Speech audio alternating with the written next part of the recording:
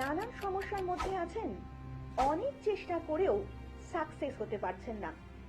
মনের মধ্যে যদি বিশ্বাস থাকে তাহলে সস্তার লোভনীয় মিথ্যে প্রতিশ্রুতিতে পা না দিয়ে ধৈর্য বিশ্বাস নিয়ে যোগাযোগ করুন বহু বছরের অভিজ্ঞতা সম্পন্ন এবং বহু মানুষ যার প্রতিকার প্রতিবিধানে উপকৃত 2006 সালে প্রতিষ্ঠিত এয়ারপোর্ট শিবতারা মন্দিরের প্রধান সেবায়েত শ্রী অভিষেকের সঙ্গে এয়ারপোর্ট এবং হাজরাত চেম্বারে। বিশ্বাস নিয়ে আসুন, সমাধান নিয়ে ফিরে যান।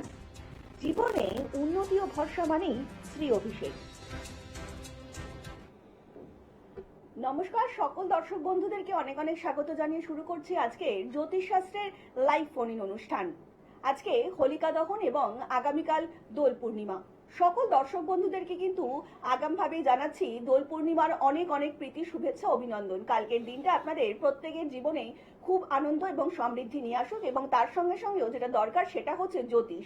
জ্যোতিষ কিন্তু আমাদের জীবনে একটি ছাতার মতন কাজ করে। আপনার পদক্ষেপের সঙ্গে সঙ্গেই কিন্তু জ্যোতিষ শাস্ত্র চলছে একটা ছাতার মতন, একদমই তাই। কারণ আপনি কখন রোদ থেকে বাঁচবেন, কখন বৃষ্টি থেকে বাঁচবেন, কিংবা কখন আর একটু প্রখর রোদে আপনার মাথাটাকে একটু ঠান্ডা রাখবে, এই এত কিছু কাজ যে করেন তিনি হচ্ছেন আমাদের ধারণ ছাড়াই সাকসেস আমাদের লাইফে দিতে পারেন, তিনি হচ্ছেন শ্রী অভিষেক। প্রত্যেকটা মুহূর্তে দাদা যখন লাইভ ফোন ইন অনুষ্ঠানে আসছেন তখন কিন্তু এটাই বোঝানোর চেষ্টা করছেন যে আমরা আমাদের জীবনে কিভাবে সাকসেসটাকে ফিরিয়ে আনতে পারবো। আপনার জীবনে যে কোনো রকম সমস্যাই থাক না কেন, গ্রহগত সমস্যা হতে পারে, কিংবা ছেলে মেয়ের পড়াশোনার দিকে সমস্যা হতে পারে, কর্মক্ষেত্রে বাধা হতে পারে, বিবাহ ক্ষেত্রে বাধা, কিংবা সাংসারিক জীবনে কোনো রকম উন্নতি ঘটছে না, এই এত যখন দিকগুলো যখন আমাদের ভীষণ প্রয়োজনীয় হয়ে পড়ে, আমরা কিন্তু প্রত্যেকটা মুহূর্তে চাই এই সকল দিকগুলোর থেকে একটু সুন্দরভাবে বেরিয়ে আসতে, এই সকল বাধাগুলো যাতে আমাদের পরবর্তী জীবনে আর না আসে। কিন্তু এই বাধাগুলো কিভাবে অতিক্রম করবো আমরা হয়তো বুঝে উঠতে পারি না। তার জন্যই কিন্তু ধারণ ছাড়াই যে মানুষটি এই বাধাগুলো আমাদের জীবনের থেকে সরিয়ে দিতে পারে, সাকসেস এনে দিতে পারে, তিনিই হচ্ছেন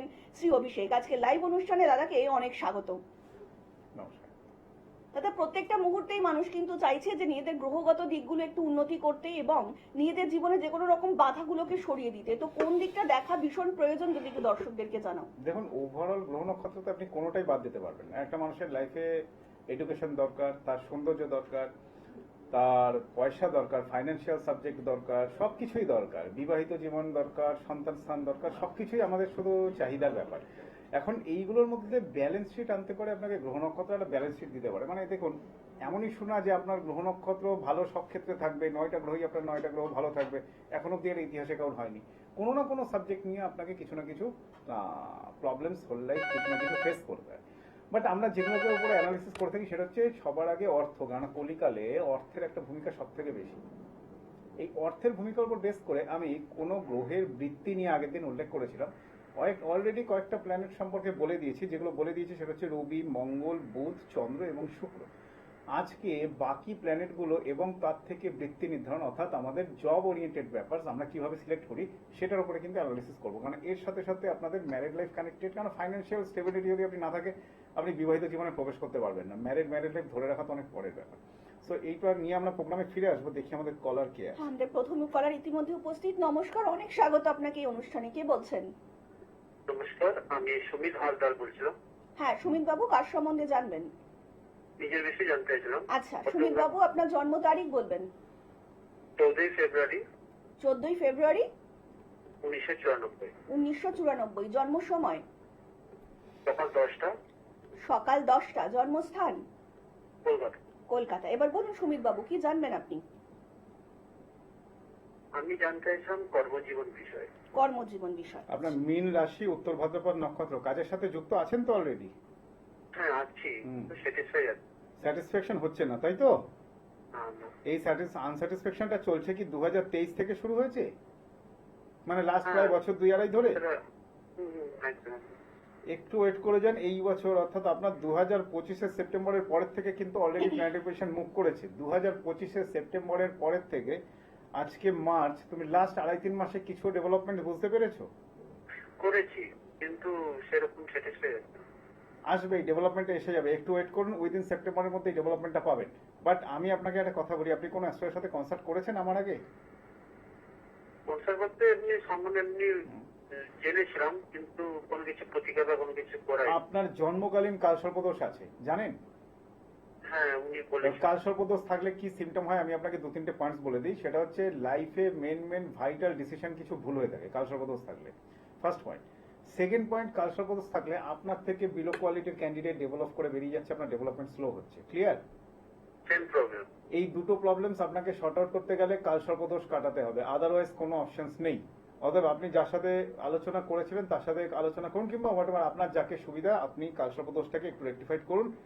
বাকি আপনার হরোস্কোপ ভালো আছে, চিন্তা নেই। তাহলে আমি আপনার সঙ্গে যোগাযোগ করবো। ফোন নাম্বারটা দেখে নিন, প্রোগ্রাম হয়ে গেলে একটা ফোন করে নেবেন। বললেন, আমি আপনার করে সঙ্গে দেবো করে দেবো করে দেবো।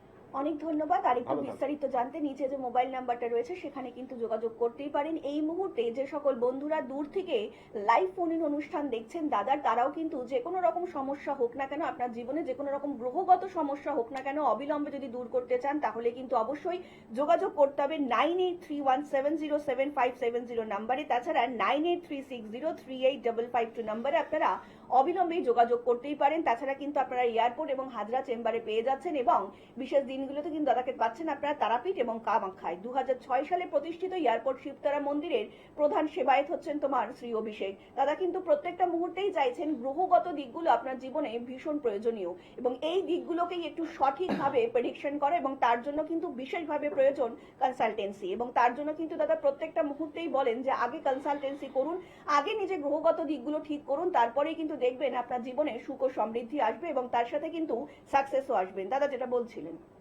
যদি আমি বৃত্তি নির্ণয়ের ক্ষেত্রে বলি, একটা এক্সাম্পল দেই, সেক্ষেত্রে আমরা বৃত্তি নির্ণয়ে বলছি যে গুরুর অবস্থান অর্থাৎ বৃহস্পতির অবস্থান থেকে আমরা কি কি সাবজেক্ট বিচার করছি। তাহলে ধর্মীয় উপাসনা গ্রন্থ কিংবা বুক রিলেটেড বিজনেস, অনেক অর্গানাইজেশন আছে দেখবেন বইমেলা থেকে শুরু করে বিভিন্ন জায়গায় শুধুমাত্র ধর্মীয় বই বিক্রি করে। তাহলে ধর্মীয় উপাসনার সাথে রিলেটেড আপনার যত রকম দশকর্মার দোকান হয়, সবকটা জিনিসই তো আমরা ধর্মীয় রিলেশনে ইউজ করছি। তাহলে যদি শুক্রের উপরে কিংবা বৃহস্পতির উপরে বৃত্তি নির্ণয় করতে হয়, তাহলে সেক্ষেত্রে আমরা শিক্ষা, ধর্মীয় স্থান, ধর্মীয় উৎসব এবং নির্দেশনা, এই সবকটা জিনিসের উপর রিপ্রেজেন্ট করতে পারবো।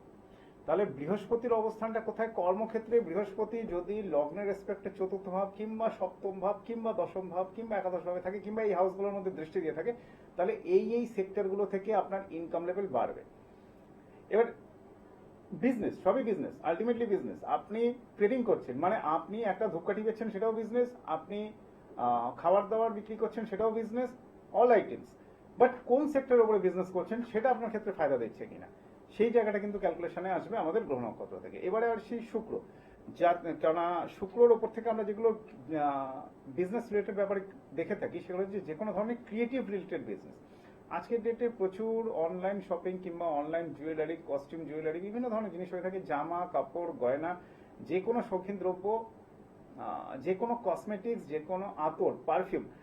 আমি এরকম বহু ক্লায়েন্টস আছে, অনেক আমার পার্সোনাল ক্লায়েন্টস রয়েছে যারা শুধুমাত্র আতর বিক্রি করে, মানে আতর ম্যানুফ্যাকচার করে এটাকে বিক্রি করে। এই সেক্টরে দেখতে গেলে কিন্তু আমাকে ভেনাসের উপরে দেখতে হবে, তখন কিন্তু বৃহস্পতির উপরে দেখলে হবে না। কেন? পার্টিকুলার আপনার আতরটা যারা ইউজ করছে এটা সর্বধর্ম সমন্বয়ে ইউজ হচ্ছে, বাট ধর্মীয় বুক পার্টিকুলার একটা সার্টেন জায়গায় আপনি একটা রিলিজিয়াসের উপরে ইউজ করতে পারবেন। এবার এইভাবে ব্যক্তি নির্ণয়ের সাথে সাথে তখনই আপনাকে দেখতে হবে শনি আমাদের কি কি সেক্টর থেকে ইনকামের জায়গা দিয়ে থাকে। যে কোনো ধরনের হার্ডওয়্যার রিলেটেড দোকান, অর্থাৎ যন্ত্রাংশ রিলেটেড দোকান, লোহা রিলেটেড কোনো ব্যাপার, চাষবাস এবং অয়েল রিলেটেড কোনো বিজনেস। একটু হোল্ডে থাকুন। অর্থাৎ অয়েল রিলেটেড যে কোনো বিজনেস, সেটা যে কোনো ধরনের তেলের ব্যবসা হতে পারে। তাহলে এইভাবে শনির বৃত্তি কিংবা জীবিকাগুলো কিন্তু নির্ণয় করা হয়ে থাকে।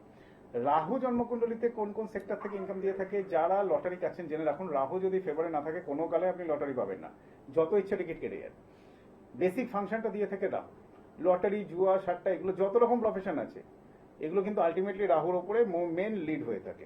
আচ্ছা, ইলেকট্রনিক্স রিলেটেড কোনো জিনিস কিংবা নেটওয়ার্ক কিংবা মার্কেটিং রিলেটেড কোনো সাবজেক্ট কিন্তু রাহুর আন্ডারে গ্রোথ করে থাকে। সুতরাং এই জায়গাগুলোর উপরে কিন্তু আপনাকে রাহুর উপরেই মেন গুরুত্ব সহকারে আপনার ওয়ার্কিং সেক্টরটা বিবেচনা করতে হবে। দেখে নিন, আপনার যে কোনো ধরনের সমস্যার জন্য কিন্তু আপনার দাদাকে অবশ্যই ইউটিউব কিংবা ফেসবুকে ফলো করতেই পারেন। এই মুহূর্তে আরো একজন কলার বন্ধু উপস্থিত। নমস্কার, অনেক স্বাগত আপনাকে এই অনুষ্ঠানে। কে বলছেন?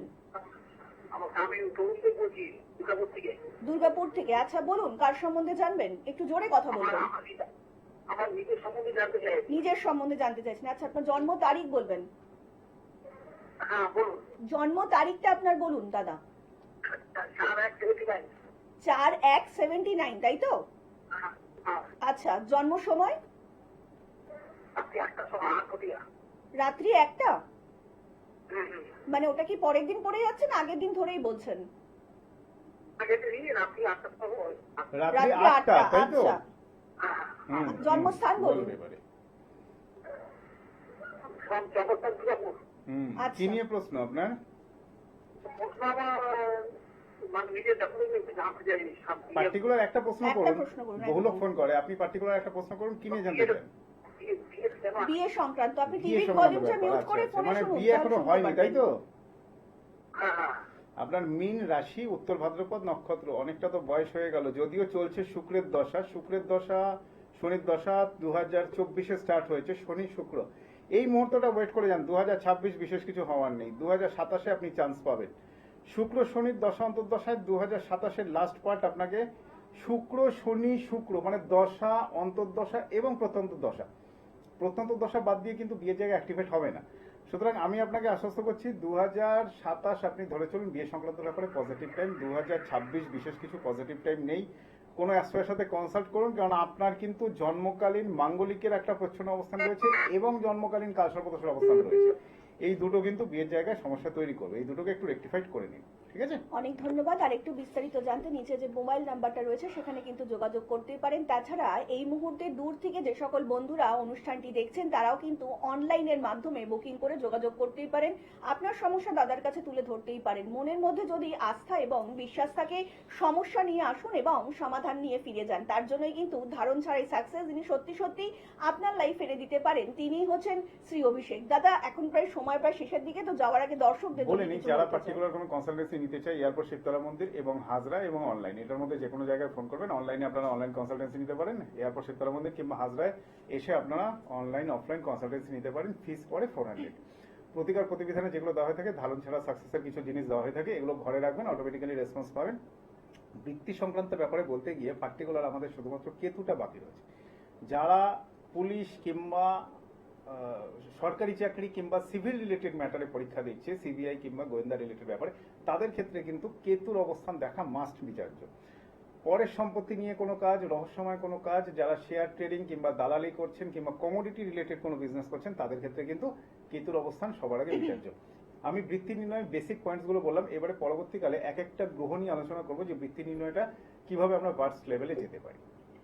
যদি ধারণ ছাড়াই সাকসেস পেতে চান তাহলে কিন্তু অবশ্যই আপনাকে যোগাযোগ করতে হবে শ্রী অভিষেকের সঙ্গে। আজকের মতন অনুষ্ঠান কিন্তু আমাদের এখানেই শেষ করতে হচ্ছে এবং কথা দিয়ে যাচ্ছি আপনাদের সকলের সঙ্গে দেখা হবে আগামী পর্বে। সকলে অনেক ভালো থাকবেন। নমস্কার।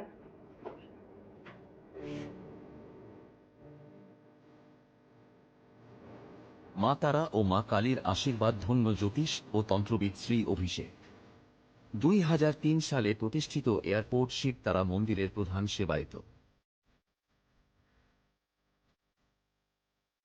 অমাবস্যা, পূর্ণিমা ও বিশেষ তিথিতে তারাপীঠ, কালীঘাট ও শিব তারা মন্দিরে হয়ে থাকে হোম যজ্ঞ, তন্ত্রক্রিয়া ও পূজাপাঠ।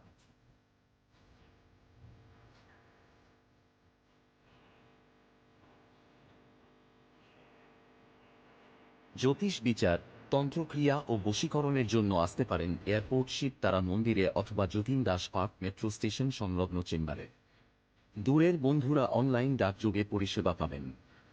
আজই ধারণ ছাড়াই সাফল্যের জন্য যোগাযোগ করুন শ্রী অভিষেকের সাথে।